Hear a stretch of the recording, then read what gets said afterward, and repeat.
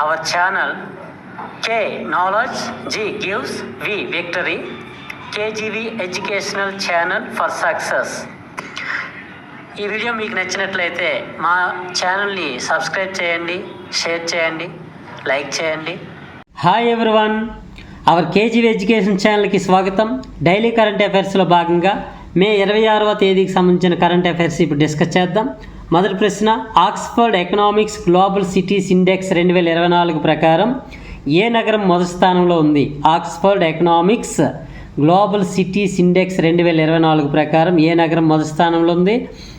దీనికి answer New York నగరం. అలాగే తొలి 5 స్థానాల్లో మొదటి ప్లేస్ న్యూయార్క్, రెండో ప్లేస్ లండన్, మూడో ప్లేస్ శాన్ జోస్, నాలుగో ప్లేస్ టోక్యో, ఐదో ప్లేస్ ప్యారిస్ నగరాలు ఉన్నాయి.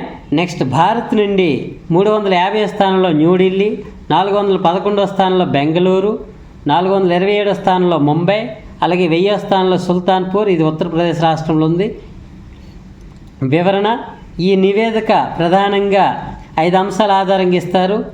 జీవ నాణ్యత, మానవ మూలధనం, పర్యావరణం, పరిపాలన మొదలగు అంశాల ఆధారంగా ఈ నివేదికను రూపొందించారు. నెక్స్ట్ రెండవ ప్రశ్న, ప్రపంచ ఫుట్బాల్ దినోత్సవం ఏ రోజు జరుపుకుంటారు? ప్రపంచ ఫుట్బాల్ దినోత్సవం ఏ రోజు జరుపుకుంటారు? దీనికి ఆన్సర్ మే 25వ తేదీ నాడు. వివరణ, 1924 మే 25న ప్యారిస్లో జరిగిన సమ్మర్ ఒలింపిక్ క్రీడల సందర్భంగా తొలిసారిగా అన్ని ప్రాంతాలకు చెందిన ఫుట్బాల్ జట్లు అంతర్జాతీయ టోర్నమెంట్లో పాల్గొన్నాయి. ఈ విధంగా తొలి అంతర్జాతీయ టోర్నమెంట్ 1924 మే 25న ప్రారంభమై నేటికి అనగా 2024 మే 25 నాటికి 100 సంవత్సరాలు పూర్తి చేసుకుంది.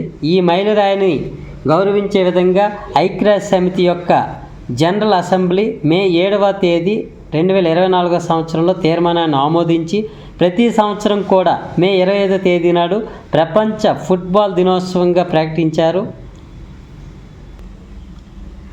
నెక్స్ట్ మూడవ ప్రశ్న, ఇటీవల బంగాళాఖాతంలో ఏర్పడిన తుఫానుకు రెమల్ అని పేరు పెట్టిన దేశం ఏది? ఇటీవల బంగాళాఖాతంలో ఏర్పడిన తుఫానుకు రెమల్ అని పేరు పెట్టిన దేశం ఏది? దీనికి ఆన్సర్ ఒమన్ దేశం. అలాగే అరబిక్ భాషలో ఒమన్ అంటే ఇసుక అని అర్థం. అలాగే తుఫానుకు పేర్లు పెట్టే దేశాలు వరుసగా భారత్, బంగ్లాదేశ్, మాల్దీవులు, Myanmar, Oman, Pakistan, Sri Lanka, Thailand మొదలగు దేశాల పేర్లు పెడతాయి. అయితే 2018 నుంచి Iran, Qatar, Saudi Arabia, UAE, Yemen మొదలగు దేశాలు కూడా తుఫాన్లకు పేర్లు పెట్టడం జరుగుతుంది. నెక్స్ట్ 4వ ప్రశ్న, ఇటీవల కేంద్ర ప్రభుత్వం ఫుడ్ అండ్ న్యూట్రిషన్ బోర్డును మూసివేస్తున్నట్టు ప్రకటించింది. మరి ఈ మూసివేయబడ్డ బోర్డు ఇంతకుముందు కేంద్ర వ్యవసాయ శాఖ ఎప్పుడు ప్రారంభించింది? దీనికి ఆన్సర్ 1964వ సంవత్సరంలో ఈ ఫుడ్ అండ్ న్యూట్రిషన్ బోర్డుని ప్రారంభించారు. దీనికి వివరణ, ఫుడ్ అండ్ న్యూట్రిషన్ బోర్డును మూసివేసే ప్రక్రియను కేంద్ర ప్రభుత్వం 2020 నవంబర్లో ప్రారంభించి 2023 ఏప్రిల్ 6వ తేదీన మంత్రిమండలి ఆమోదంతో బోర్డును మూసివేశారు. గమనిక, ఫుడ్ అండ్ న్యూట్రిషన్ బోర్డును 1964లో ప్రారంభించగా దీన్ని 1993లో మహిళా శిశు సంక్షేమ శాఖలో విలీనం చేశారు. నెక్స్ట్ 5వ ప్రశ్న, ఇటీవల ఏ రాష్ట్ర హైకోర్టు ముస్లింలకు ఇచ్చిన ఓబీసీ హోదాను రద్దు చేసింది? ఇటీవల ఏ రాష్ట్ర హైకోర్టు ముస్లింలకు ఇచ్చిన ఓబీసీ హోదాను రద్దు చేసింది? దీనికి ఆన్సర్ పశ్చిమ బెంగాల్ రాష్ట్రానికి చెందిన కలకత్తా హైకోర్టు అనేది ఈ ఓబీసీ హోదాను ముస్లింలకు రద్దు చేసింది. వివరణ, ముస్లింలోని 77 ఉపకులాలకు ఓబీసీలుగా గుర్తించి తీసుకొచ్చిన రాష్ట్ర ప్రభుత్వం యొక్క ఉత్తర్వులు అనేవి చట్టవిరుద్ధమని ఆ రాష్ట్ర హైకోర్టు తీర్పునిచ్చింది. 6వ ప్రశ్న, ఇటీవల ఏ మహిళ అత్యంత వేగంగా ఎవరెస్ట్ శిఖరాన్ని అధిరోహించి ప్రపంచ రికార్డు నెలకొల్పింది? ఇటీవల ఏ మహిళ అత్యంత వేగంగా ఎవరెస్ట్ శిఖరాన్ని అధిరోహించి ప్రపంచ రికార్డు నెలకొల్పింది?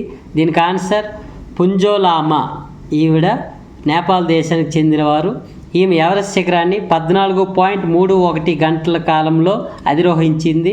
నెక్స్ట్ 7వ ప్రశ్న, విపత్తుల సమయంలో నష్టాలను నివేదించడానికి యూనిసెఫ్ సహాయంతో అస్సాం రాష్ట్రం ప్రారంభించిన డిజిటల్ ప్లాట్ఫామ్ పేరేమిటి? విపత్తుల సమయంలో నష్టాలను నివేదించడానికి యూనిసెఫ్ సహాయంతో అస్సాం రాష్ట్రం ప్రారంభించిన డిజిటల్ ప్లాట్ఫామ్ పేరేమిటి? దీనికి ఆన్సర్ DRIMS డ్రీమ్స్ ప్లాట్ఫామ్. వివరణ: ఇది విపత్తుల వలన కలిగిన నష్టాలను ఖచ్చితమైన రిపోర్టులను మరియు అంచనా వేయడానికి, అలాగే విపత్తుల వలన కలిగిన నష్టాల వలన ప్రభావితమైన వారికి సహాయాన్ని అందించడానికి ఈ డ్రీమ్స్ అనేది ఉపయోగపడుతుంది. డ్రీమ్స్ యొక్క full form disaster reporting and information management system. Next 8వ ప్రశ్న: ఇంతవరకు ఏ దేశాలు అంగారక గ్రహం మీదకి విజయవంతంగా ల్యాండింగ్ చేసిన దేశాలుగా గుర్తింపబడ్డాయి? ఇటీవల ఇంతవరకు ఏ దేశాలు అంగారక గ్రహం మీదకి విజయవంతంగా ల్యాండింగ్ చేసిన దేశాలుగా గుర్తింపబడ్డాయి? దీనికి ఆన్సర్ అమెరికా, రష్యా, చైనా అనే 3 దేశాలు ఈ రికార్డును సాధించాయి. గమనిక: మన దేశానికి చెందిన ఇస్రో మంగళయాన్ 1ను నవంబర్ 2013లో ప్రారంభించి 2014 సెప్టెంబర్ 24వ తేదీ నాడు అంగారక గ్రహ కక్షలోకి విజయవంతంగా చేరుకున్న 4వ దేశంగా రికార్డు సృష్టించింది. అదేవిధంగా మంగళయాన్ 2 ద్వారా అంగారక గ్రహం మీదకు కూడా ల్యాండింగ్ చేయుటకు ప్రయత్నాలు జరుగుతున్నాయి. ఇది విజయవంతమైతే అంగారక గ్రహం మీదకు ల్యాండింగ్ అయిన 4వ దేశంగా భారత్ సరికొత్త రికార్డు సృష్టించబోతుంది. నెక్స్ట్ 9వ ప్రశ్న: బ్రేవ్ న్యూ వర్డ్స్ పుస్తక రచయిత ఎవరు? సల్మాన్ ఖాన్. నెక్స్ట్ 10వ ప్రశ్న: నోబెల్ ఆఫ్ ద ఈస్ట్గా పిలువబడే సాప్ ప్రైజ్ 2024 గాను ఖగోళ శాస్త్ర విభాగంలో ఎవరు ఎంపికయ్యారు? నోబెల్ ఆఫ్ ద ఈస్ట్గా పిలువబడే సాప్ ప్రైజ్ 2024 గాను ఖగోళ శాస్త్ర విభాగంలో ఎవరు ఎంపికయ్యారు? దీనికి ఆన్సర్ శ్రీనివాస రామచంద్ర కులకర్ణి. ఈయన భారతీయ సంతతికి చెందిన అమెరికన్ శాస్త్రవేత్త.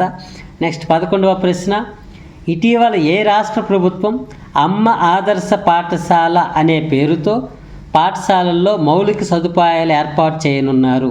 ఇటీవల ఏ రాష్ట్ర ప్రభుత్వం అమ్మ ఆదర్శ పాఠశాల అనే పేరుతో పాఠశాలల్లో మౌలిక సదుపాయాలు ఏర్పాటు చేయనున్నారు? దీనికి ఆన్సర్ తెలంగాణ రాష్ట్ర ప్రభుత్వం. నెక్స్ట్ 12వ ప్రశ్న: మలేరియా నిర్మూలన కోసం యాంటీ మలేరియా డ్రగ్స్ టీకాను అభివృద్ధి చేస్తున్న భారతీయ పరిశోధన సంస్థ ఏది? మలేరియా నిర్మూలన కోసం యాంటీ మలేరియా డ్రగ్స్ టీకాను అభివృద్ధి చేస్తున్న భారతీయ పరిశోధన సంస్థ ఏది? దీనికి ఆన్సర్ జవహర్లాల్ నెహ్రూ విశ్వవిద్యాలయం, JNU. ఇది న్యూఢిల్లీలో ఉంది. అలాగే JNU మరియు international centre for genetic engineering and బయోటెక్నాలజీకి చెందిన శాస్త్రవేత్తల బృందం మలేరియాకు వ్యతిరేకంగా పనిచేసే వ్యాక్సిన్ను రూపొందించే ప్రయోగాలు చేస్తున్నారు.